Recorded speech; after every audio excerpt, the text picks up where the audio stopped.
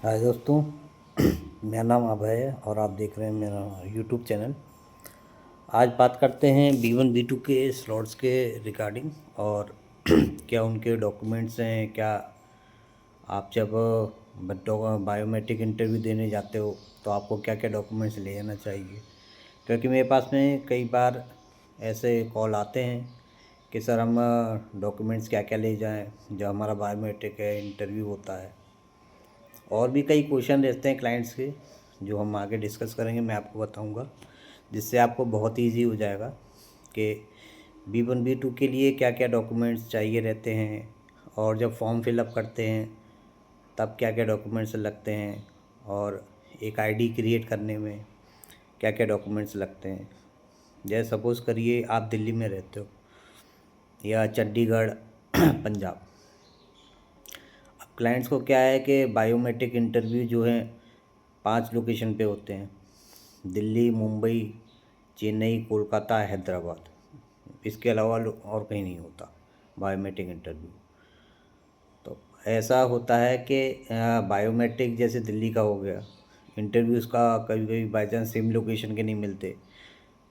खैर कभी मिल भी जाते हैं, ऐसा नहीं है नहीं मिलते। वो बायोमेट्रिक के बाद में हो जाता है, क्योंकि पहले 4 शेड्यूल मिलते थे।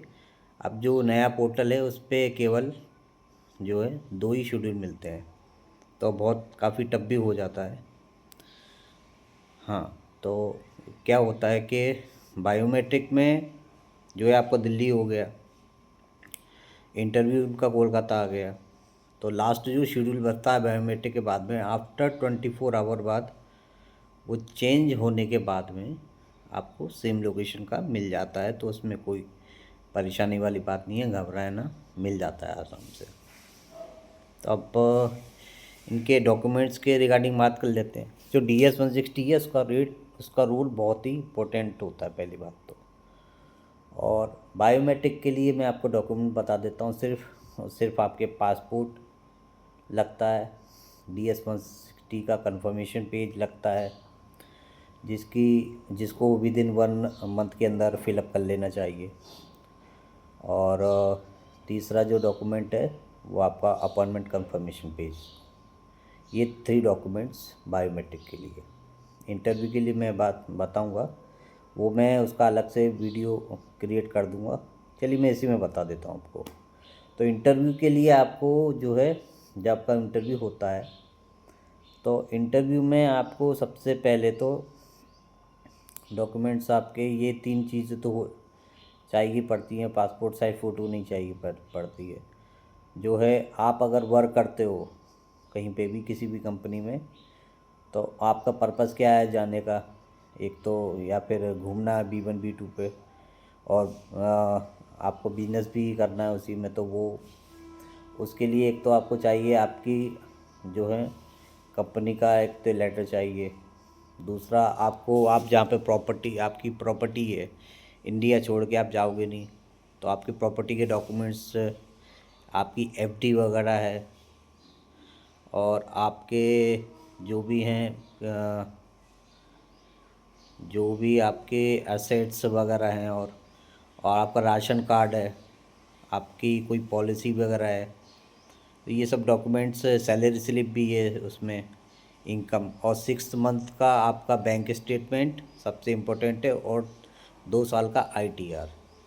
इतने डॉक्यूमेंट सफिशिएंट रहते हैं। हाँ, जो आप स्टडी कर चुके हैं, लास्ट एजुकेशन जो भी आपकी हुई है, जैसे B.Com फाइनल किसी का हुआ है तो B.Com, MA किसी ने किया है तो पूरा नहीं, 10वीं 12वीं या 12th ग्रेजुएशन, ये सब लेने की ज़रूरत नहीं है। सिर्फ लास्ट एजुकेशन आप ले जाइए, आपका जो भी सर्टिफिकेट वगैरह है वो ले जाइए वहाँ पे। वो आपसे इतना, वो उनके पास में इतनी भीड़ रहती है कि वो आपके डॉक्यूमेंट जो हैं वेरीफाई, वो चेक नहीं करते हैं वेरीफाई, सिर्फ आपसे पूछते हैं। वो पूछेंगे भी आपसे क्या इंटरव्यू में, ये मैं आपको बता देता हूँ। क्या इसका वीडियो मैं और अलग से डीपली बना दूंगा, एक इंटरव्यू के पूरे जो भी डॉक्यूमेंट्स है उसका भी वीडियो बना दूंगा। आपसे पूछेंगे आपका पर्पज़ क्या है जाने का, तो आप वहाँ पे घबराएं नहीं, अपना पर्पज़ बताएं, कहाँ पे जाएंगे, कौन सी लोकेशन पे जाएंगे USA में, कितने दिन, एक आइटनरी बना लें। कितने दिन स्टे करेंगे। जैसे कोई 1 मंथ जाएगा, 2 वीक्स जाएगा। खैर 1 मंथ तो बहुत दूर हो गया, ज़्यादा हो गया। 2 वीक्स, 1 वीक, 2 वीक्स, इससे ज़्यादा ना बनाए अपनी आइटनरी। तो आइटनरी में किस लोकेशन पे जाएंगे, कितने दिन वहाँ पे स्टे करेंगे, अलग अलग लोकेशन पे जाएंगे। कोई बोस्टन जाएगा जाएगा तो उसके कितने दिन वहाँ पे स्टे करेंगे, किसके आपके फैमिली मेम्बर कोई रहता है यूएसए में आपके पर्सन, तो उनकी डिटेल वगैरह भी वो भी पूछेंगे। तो उनका जो है उनकी डिटेल में आपका जैसे यूएसए पर्सन है वो, तो एक तो उनका सिटीजनशिप कार्ड वगैरह वो आप मंगा लीजिए, वो दे देंगे। उनका ग्रीन कार्ड भी रहेगा तो वो भी मंगा लीजिए।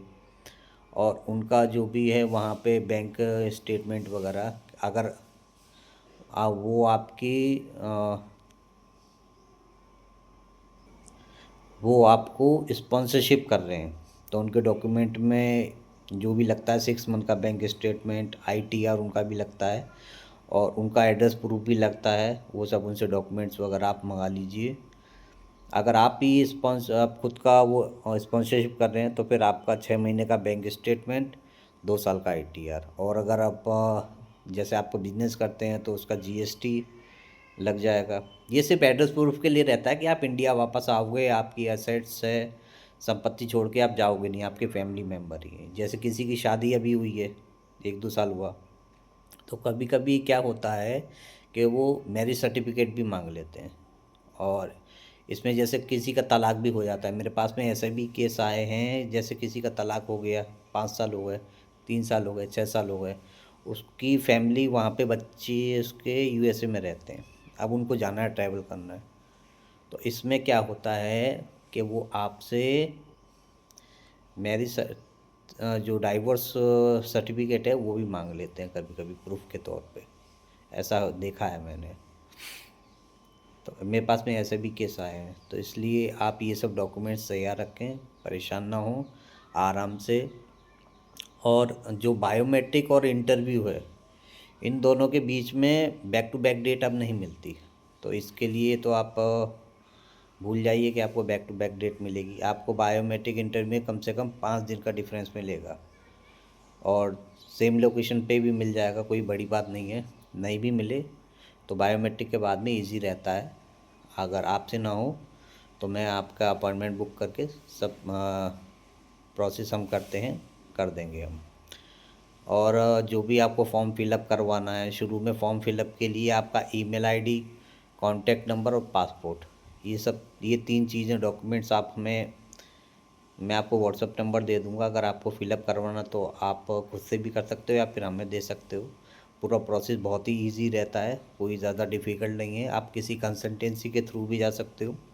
खुद से आईडी क्रिएट इसलिए मत करिएगा क्योंकि पासपोर्ट पे आपके जो नाम है, और जो आप आईडी में क्रिएट करोगे, तो स्पेलिंग का आप ध्यान रखिएगा। वही स्पेलिंग डालिए जो आपके पासपोर्ट पे है। जो आधार कार्ड पे है वो मत डालिएगा, क्योंकि पासपोर्ट आपका वहाँ पे वेरीफाई मांगेंगे, वो आपका आधार कार्ड नहीं मांगेंगे। पहली बात तो ये। और DS-160 के लिए फॉर्म फिलअप के लिए क्या क्या इन्फॉर्मेशन चाहिए, उसके लिए मैं आपको बता दूंगा, क्योंकि यहाँ पे जो वीडियो है काफ़ी लॉन्ग हो रहा है, इसलिए जो है मैं आपको उसके लिए अलग से DS-160 के लिए बना दूंगा। आज का टॉपिक यहीं ख़त्म करते हैं। और दूसरा, किसी को अगर स्लॉट बुक करवाना है B1 B2 के रिगार्डिंग, या फिर F1 के स्लॉट चाहिए, स्टूडेंट वीज़ा, मैं यूएसए की बात कर रहा हूँ अभी, और जो अदर कंट्री की भी चाहिए उसके लिए अलग से मैं वो वीडियो बना दूंगा। तो जो भी किसी को स्लॉट चाहिए, दिल्ली का, चेन्नई, मुंबई, हैदराबाद, और सक्सेस रेट किस कहाँ का ज़्यादा है इसके लिए मैं अलग से आपको बता दूंगा। खैर मैं इसी में एक आपको बता देता हूँ, सक्सेस रेट अभी जो है हैदराबाद और चेन्नई और कोलकाता के आते हैं। ये तो फिर उनके ऊपर डिपेंड करता है, एम्बेसी के ऊपर, कि वो आपको वीज़ा देना चाहते हैं नहीं देना चाहते हैं।